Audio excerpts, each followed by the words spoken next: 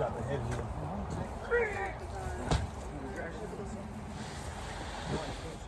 Alright, go ahead.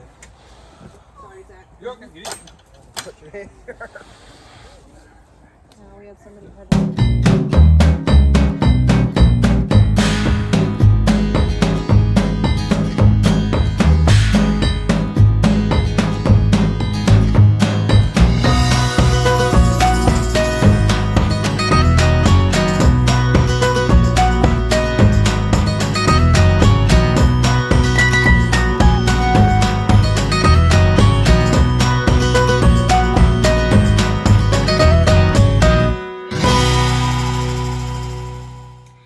So this weekend we decided that it was time to butcher our chickens that we were raising for meat as well as our rabbits. This was not the first time that we had butchered chickens. It was going to be the first time that we were butchering chickens here on our homestead. And in addition, we decided that we really wanted to learn how to butcher our rabbits, and no better resource than to call our friend Jeremy.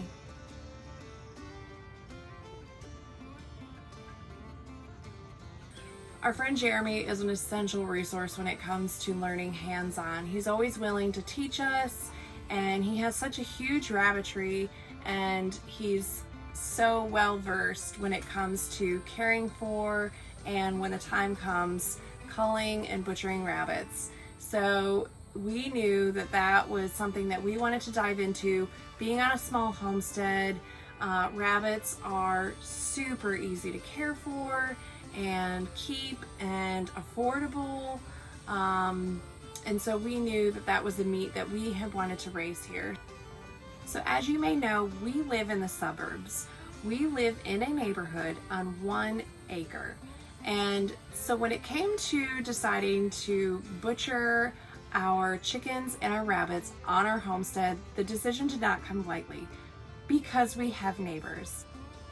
Thankfully, our neighbors are rooting for us in regards to raising our own food and growing our own food.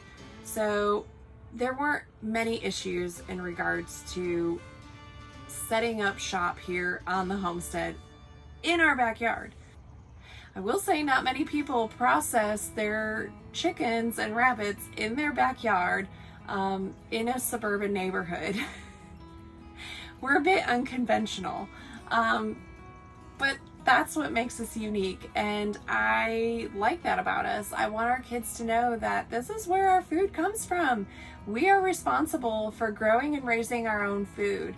It's not the grocery store's responsibility. That's not where food is made. It's not where it magically appears. And so we had them involved. My 5-year-old is pretty interested, and she didn't look away.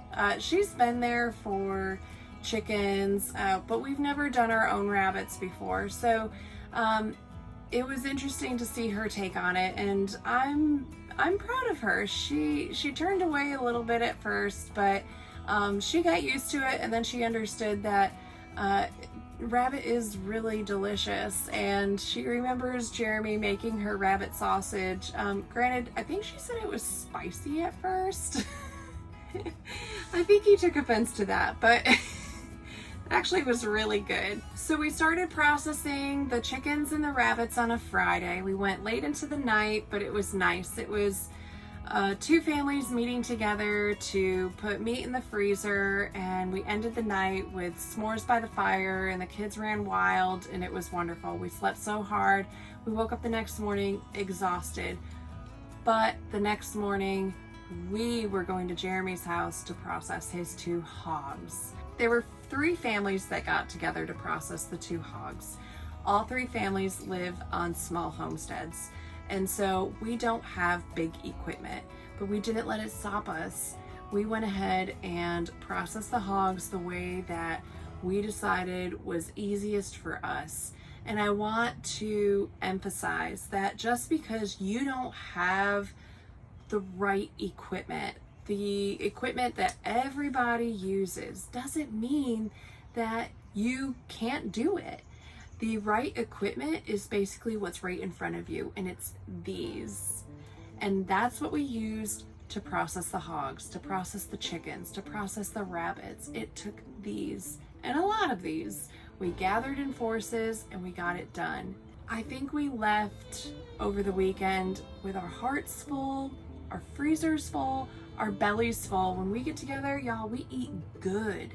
Our cups were full. We just fellowshipped and had the best of times in a really tough situation, a tough work day.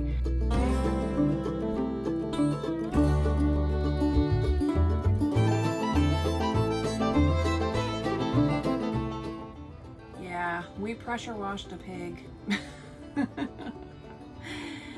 It's so gross, so gross. Ugh. You know, pigs have hair. Pigs have hair. These are words that I'm saying. I never thought I would say these words in my life. The second pig took 3 people. And so Jeremy and Zach hauled the first pig out, and yours truly had to help with the third pig. And the mud was, I have knee-high boots that I wore, and it was up until the very edge of my boot. And so we managed to get this pig and get leverage, and you know, we went to go lift this pig out, and it had to weigh over 300 pounds. So we start lifting, but then we realized that the pig was going somewhere, but we weren't. We were stuck. Our boots were suctioned into the mud. So it was a matter of shimmying this pig like inches between the 3 of us, managing to like unsuction our boots out of the swallow that they were in. It was awful. And I think about it now and I laugh, like we had to look crazy. It was insane. And I know people are watching this video like, y'all did this the hard way, but it was the way that we had to do it. We didn't have tractors and big barrels to, you know, dip pigs in to scald them and to scrape them and do all that stuff. Like, we didn't have that, and the pigs needed to be processed. They were well overdue.